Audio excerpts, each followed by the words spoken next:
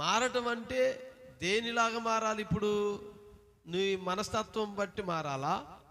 నువ్వు అనుకున్నట్టు మారాలా? నువ్వు కోరుకున్నట్టు మారాలా? అసలు నీ ఉద్దేశం ఏంటి మారటం అంటే? వాళ్ళు మారలేదండి పాస్టర్ గారు అంటావు.